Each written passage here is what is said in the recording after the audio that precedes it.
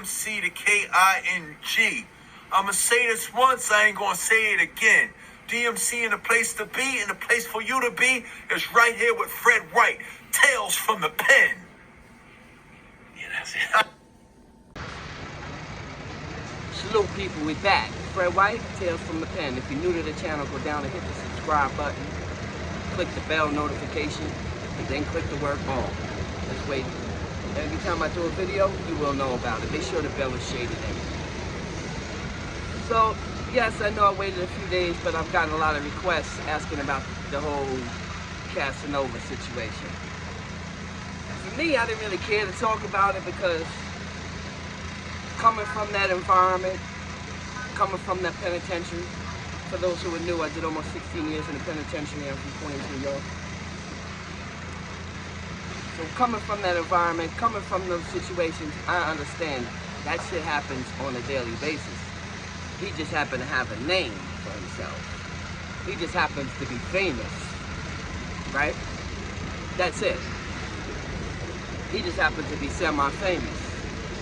But that shit happens every day. That shit happens every day. For me, it became more of a lesson for these kids. You guys know, Fred, I do it for the kids. Yeah, I do. But this is a lesson that even the biggest, baddest gangsters, even the toughest killers, even the big gorilla, because that's what cats look like, right? Cats look like fucking Donkey Kong. It don't matter. Anybody can get it. That's a fact. Now, there's a lot of speculation out there about Cass as far as whatever's going on in his case. Could it have been something to do with that? Who knows? Who knows? Who knows what's going on in this case? Some people are saying it's because he renounced his gang rights. You know, he wrote the judge, told the judge to renounce his gang. He's not with the gang anymore. Let me let everybody know a little secret. That judge has seen that letter 2 million times. But again, because it's Cassanova, it's big news. Oh, he wrote the judge. They all write the judge. Everybody writes the judge in those situations with the feds. Everybody renounces their gangs with the feds. Everybody do that. Everybody writes the judge and lets them know, I'm a changed man. I don't want any part of that life, right? Whether it's true or not, you think the judge cares? The judge, you think the judge believes that? No. So it's like, oh, he renounced his gang rights, and 3 days later he gets cut. I don't think it had anything to do with that. I don't think it had anything to do with that because, you know, the reality is 90% of people, I'm not saying him, but 90% of the people, when they write the judge and tell them they're not with it anymore, they actually are with it. They're still with it. And people just know they're writing the judge to try to get some leniency. It's part of the game. That's why I say the judge, you think that's the first letter from somebody that the judge has seen? The judge sees letters every day. I'm not with it no more. I don't want to do it anymore, right? With the whole 6ix9ine case, there was a couple of them dudes that renounced their rights and got stabbed after. Right? I don't know the situation here. I do have some inside sources, guys. You know how my inside sources? I got a couple inside sources who say it may have nothing to do with the gang, man. That a lot of it had to do with Cass coming in and being a bully. That's it. You think Cass is going to go into a cell block or whatever and play a back seat or whatever? No. He doesn't have that type of personality. He used to even said it on Vlad TV and all the rest of the shows when he did it. When he go into a block, he tried to take it over right away. Right? He's the aggressor. So, and this isn't the first time he's gotten cut, stabbed, things that happened to him. He's used to it. I heard he got cut a few weeks ago. I don't know how true it is. I heard it wasn't a major like this one. I heard this one was kind of major. But I could see Cass going into a block, trying to be a bully. Again, allegedly, somebody who got out from that jail, allegedly, and said Cass was in there trying to bully shit. Kaz was in there trying to take everything over. The phones, the day room, the TV, the food, everything. That he was coming in trying to take everything over. And, you know, that's, to me, when you see Cassanova personality, that's not out, you know, that's not out the realm of possibilities. Right? That's not out the, you know, out the blue like, wow, I can't see Kaz do that. He's an aggressive dude. He came with that Rikers Island shit. You know what I'm saying? He did a lot of time in the state of New York. So he has that aggressiveness in him. Right? And allegedly out there, it's a county jail, but they have a Fed, like a Fed board or Fed blocks where they keep Fed inmates. So I don't even know where dude is from that cut him. But allegedly, dude that cut him was a soldier. Allegedly, again, allegedly, my sources is telling me that Kaz came in trying to bully shit, be the aggressor, and take over. And there's people there that are actually like that. You know what I mean? You gotta realize that even when you're a gangster, there's somebody else just like you. Like if you was running around robbing, looking for people to rob, there's people that look the same way. If you're a shooter, there's shooters. If you're a killer, there's killers there. Yeah, there is. And this is the point that I be trying to make to these kids, right? This is the point I be trying to make to these kids. Jail is not a game. You can be the biggest, baddest, toughest motherfucker, and you'll get your face blown the fuck off. That's how it is in there. Again, did it have something to do with the gang shit? Maybe. Maybe, but maybe dudes just got tired of this shit. Like, yo, who the fuck does this dude think he is? Just coming here trying to dead everybody. You gotta understand that, because before Kaz was in the block, there was people running that block. There was people running the jail, period. They shot callers in every jail. You know what I'm saying? So when you go in and try to be all gangster, understand that there's people that are just like you there. Now, allegedly, after he got cut, you know, he ran down on dude, and, you know, him and his boys, they did dude dirty, I heard. From all the reports. You know what I'm saying? Like, Kaz just didn't take that and go run like half these dudes. Like a lot of YouTubers who are now on here acting gangster. Right? That's what happens. It's jail. Everybody get done dirty. Everybody get done dirty. And let me let you in on a little secret, right? You got some people that don't give a fuck what gang you are. They don't care.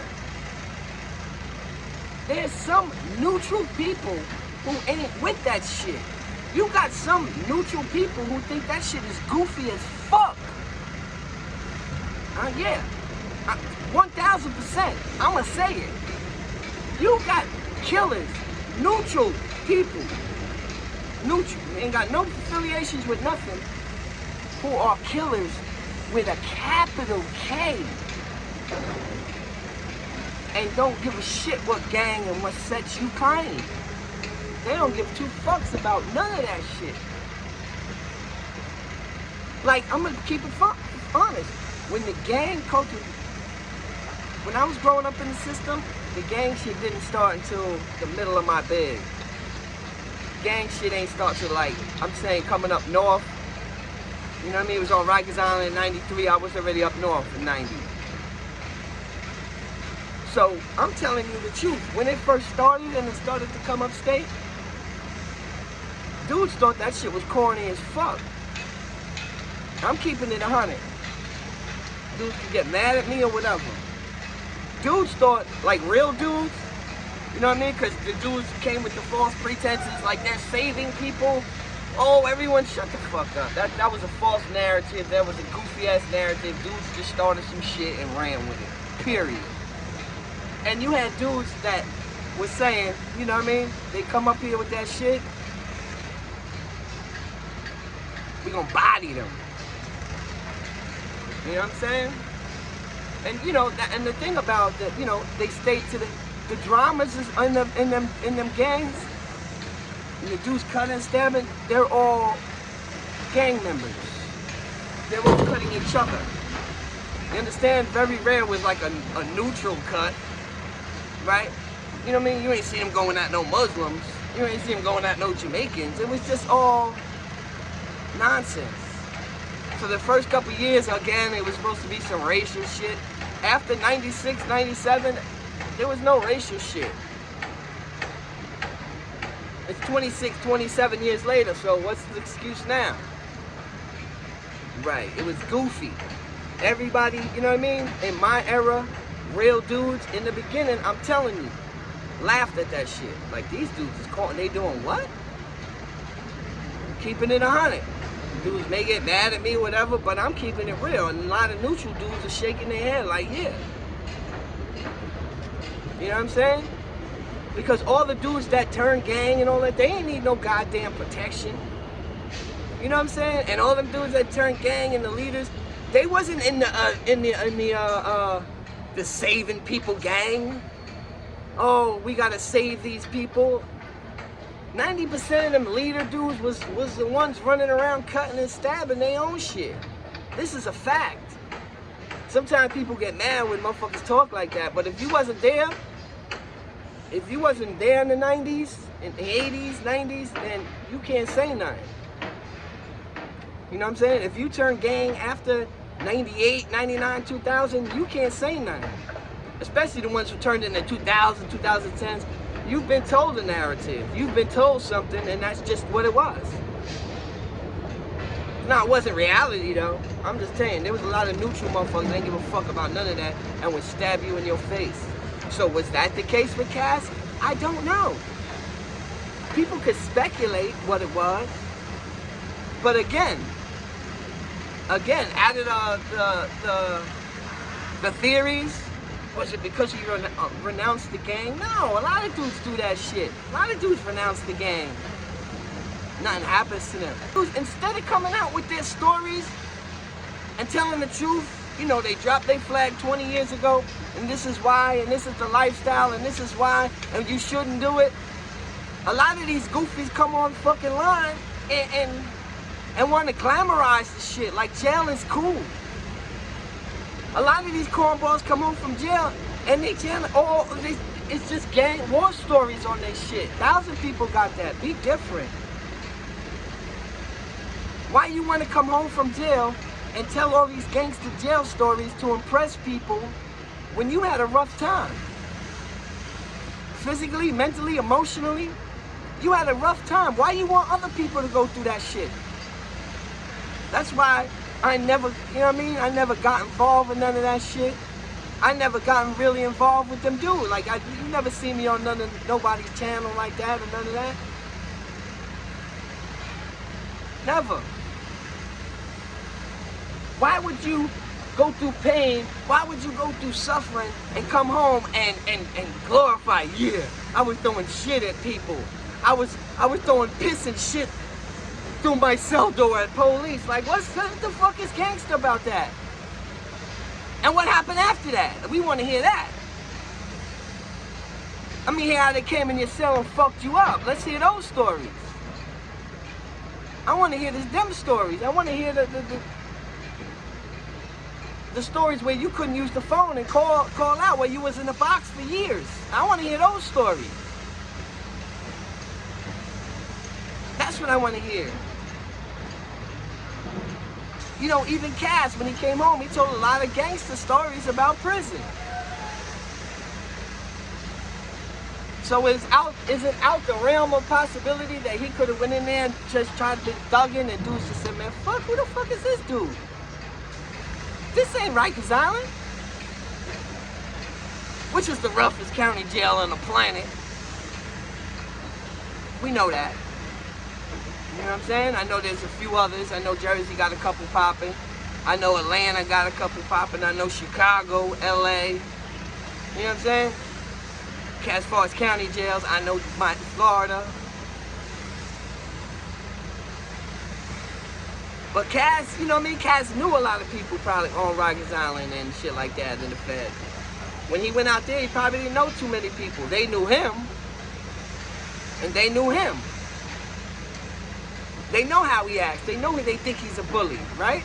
And then, again, allegedly, he came in there and tried to take shit over. And allegedly, the person who was actually running the shit sent that on him. Like, the dude that allegedly cut him was just a soldier. And that's the thing. You hear that, kids?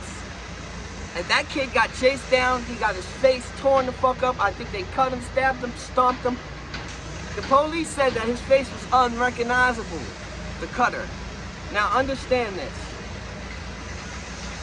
Under that assumption that he was told what to do, because that's what happens when you go in. You ain't a shot caller, kids. When you're going in jail, you're going to be told what to do. And the motherfucker is going to put a knife in your hand and tell you to go cut a motherfucker like Cassanova. A big, strong, break you, gorilla-looking motherfucker. You ever see how big Cass is? And with his aggressiveness? So a shot caller may tell you, hey, you gotta go cut somebody like that. See, somebody like Cass, you can't just run up and just cut him in the face and just run. Because really, the cuts in the face, they sting for a minute, but you're not just, you know what I mean? You're not paralyzed or nothing. With a dude like Cass, you would have had to, I'm saying, skinny motherfucker, I'm throwing bleach in his face. And then, or if I run up on him, I'm trying to hit him hard in the ribs with that ice pick. You can't just run up on Cass and cut him and think that that's it. You know what I'm saying? But again, allegedly, the kid was a soldier, right? Allegedly, the kid was told what to do. You see what I'm saying? And what is he gonna get for that? He got his face rearranged. He may get a new charge for cutting Cass, right? Because the thing about them jails is they have cameras everywhere. You know what I'm saying? They have cameras everywhere. So a dude gave him shit price, said, yo, you gotta put that work in. You know when these dudes put that work in shit? Yeah. Dude probably said, yo, you gotta put that work in. And Shorty did it. Now again, what did he get for his thing? Maybe he got a little step up in his gang. Maybe he got a little more respect for being his gang. But now what? Alright? He's got a new charge for the weapon and the assault, right? So that could, you know, and the feds probably is different, so it's probably 10 to 15 years for that. He got his face rearranged, right? Now he's in solitary for the next year or two, right? He ain't gonna be able to see his people, call his people. He ain't gonna be able to really do none of that.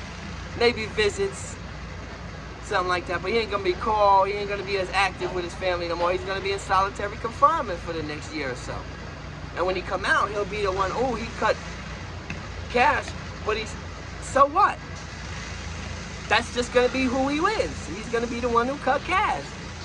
He wasn't a shot caller. Again, allegedly, through my sources, he wasn't a shot caller, he was a soldier. Right? And this is the point I've been trying to tell these kids. When you going in there like, yeah, I'm gonna do this, I'm gonna do that, understand there's consequences. You ain't just running around cutting and stabbing people and that's just it, nothing happens. You just get a name. No. And not only that, now Shorty got beef. Whoever the dude was that did that, he's gonna have beef forever. Right? And that's the thing, man. There's more to the story. Kids, listen to me. When you're out here joining these gangs, understand that this could be your future. And again, I ask any of you gang members, what have you gotten out of gangbanging? That's what I want the kids to hear. I don't give a fuck how many people you cut. So what? So what? I cut people too. So what? Because I had to. It was a different environment. Stab people? Yes. Because I had to. It was a different environment. That's how it is. Is this what you really want to be involved with, kids? This lifestyle? This cutting, this slashing, this lying, this conniving, these snakes in a grass lifestyle?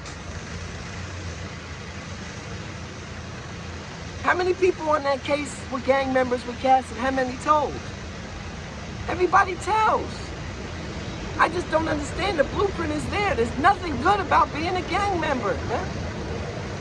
Nothing. And I know it's hard, you know what I mean, in these communities, you know what I'm saying, when, you know, you're growing up and it's literally all around you. You come out your building, there's 100 dudes you grew up with and they're all that. Like, I get it.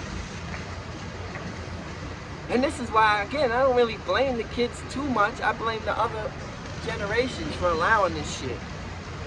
I blame other generations for allowing this shit. You know what I mean? When I say other generations, I mean fathers, uncles, brothers, older people, man. Who know better, man. Who really know better, man. Kids, pay attention. Kids, the blueprint is there. The blueprint is there for success. Everybody has an excuse. There's also a blueprint for prison and death. There's another side of this, man. Kids, stay your ass in school, get a trade.